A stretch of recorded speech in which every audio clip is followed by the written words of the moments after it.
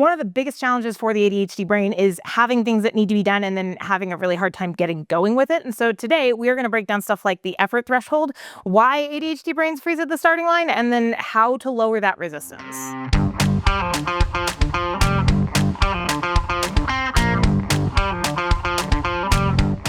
So why exactly is getting started so hard? So effort threshold is a little bit of a jargon thing, but basically the short version is it is the mental energy cost of initiating a task.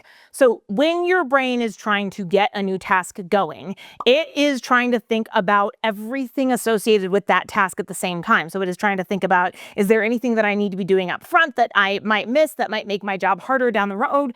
Is there anything that I am forgetting to do that is going to be important? Is there anything that needs to be done up front? Do I need to put together like a step-by-step? If you haven't done it before, there's also a fear factor going on. And so there's a lot of, when you get a task started, a lot of times there is a lot of added emotional weight for your brain that makes it really hard to actually get going, even if it's a task you've done a bunch of times before. A lot of ADHD brains, because we process things so quickly, end up struggling with task initiation because that weight, that load is so heavy because we're thinking of so many things all at once.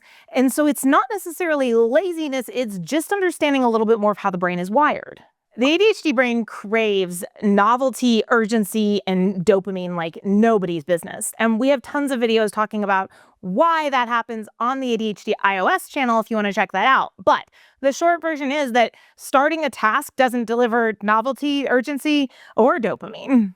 Or at least it rarely does. So why do ADHD brains freeze up so much and sometimes never manage to get going? At least not until the last second when the panic hits. Well, a lot of times we end up falling into the common traps of shaming ourselves.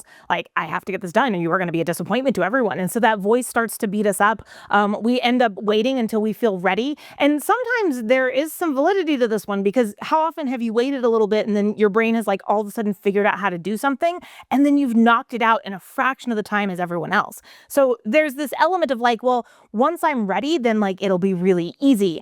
But that's also an absolute trap, because think of how many times you've never really reached that point of ready. And then, of course, there is also this element where a lot of times in order to get ourselves going with something, we will try and force an unrealistic routine for ourselves. The problem is that all of these end up really setting ourselves up to fail, because a lot of times we don't always have all the information we need in order to feel ready, so we will never feel ready. Or we end up shaming ourselves, so the task itself ends up becoming this giant bundle of shame and disappointment and hurt.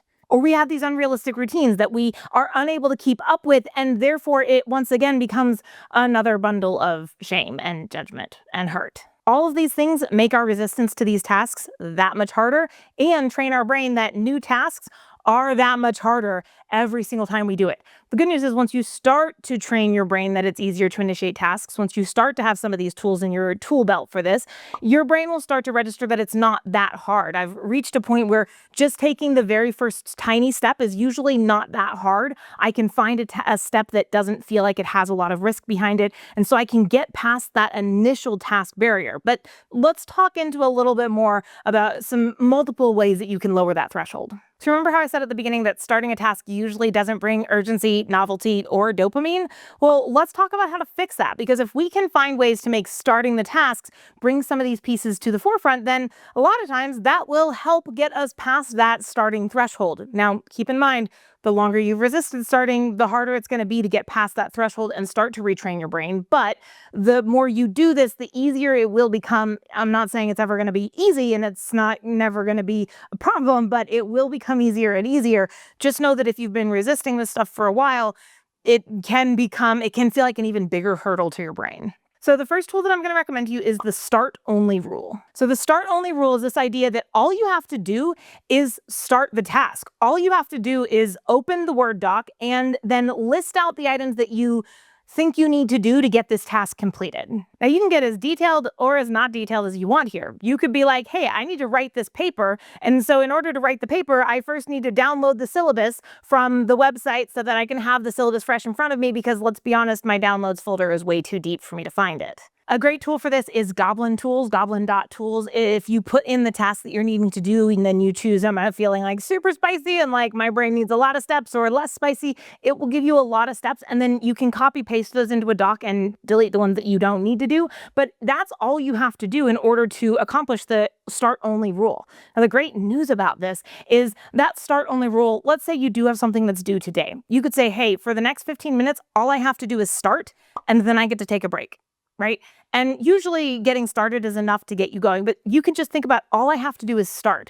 Now, the really cool news about this is that this will oftentimes give you at least a little surge of dopamine because you accomplished the start. You got something done, especially if it's a bigger, longer project. That start only rule can be key to getting you past that initial effort threshold because it gives you a reward for getting past that threshold. And that's what our brains need. Number 2 tool I'm going to recommend is microtasks. I talked about this a little bit inside of Start Only, but Start Only is that kind of this idea of saying, I just have to open the doc. I just have to make a plan. I just have to do like my starting of all of this.